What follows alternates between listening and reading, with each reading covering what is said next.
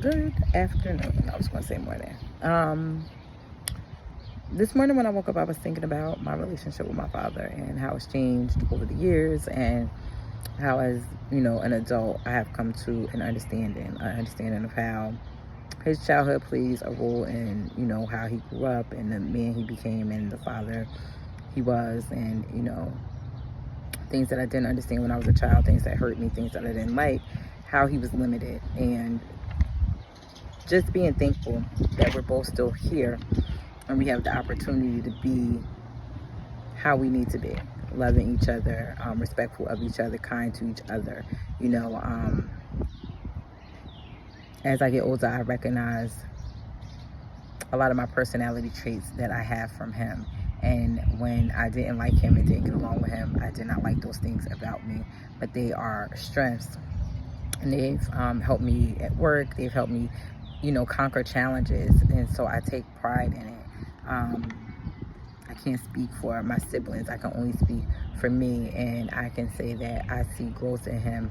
And as he gets older, I see him making peace in his own way with his inner child and trying to heal as best he can and enjoying the time that he has left and enjoying the time that we have left. So my message today is, sometimes the adults in our lives, whether we were raised by our parents, grandparents, aunts, uncles, the system, whomever, they're flawed because of the way they were raised and the things that they lacked as they were growing up.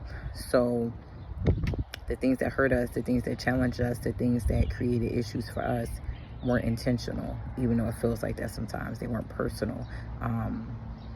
I said something the other day about, ignorance is bliss. Sometimes people just don't know the things they don't know. Sometimes they just getting along. Sometimes you have people who can provide for you, but they can't nurture you.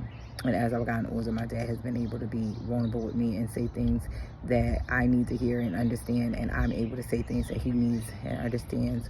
So if you can make it right, make it right. If you can make peace with, your past, even if the person is not changed, then do that. I'm not saying befriend abusers or return to anything that's terribly horrible for you. Use your discernment and your best judgment. But I'm saying that I think you have a better opportunity at growth and you enjoy your life more when you're able to heal properly by looking at all aspects of a situation, understanding the things that our parents had to face due to our grandparents, and vice versa. Their parents, our great grandparents, like that trickle down is me, and I say that all the time. And being thankful that we're born in a time that we have been, and that we have the opportunity to grow, that we have the opportunity to change, and that most importantly, we have the opportunity to heal. I'm looking at this book that I just bought today. Like I said, I don't just talk it. I do the work. If I'm going to ask a client to do something, I'm doing it too. The way I take care of myself may not be the way that other people do, but I do take care of myself. I woke up this morning, the first thing I did was pray.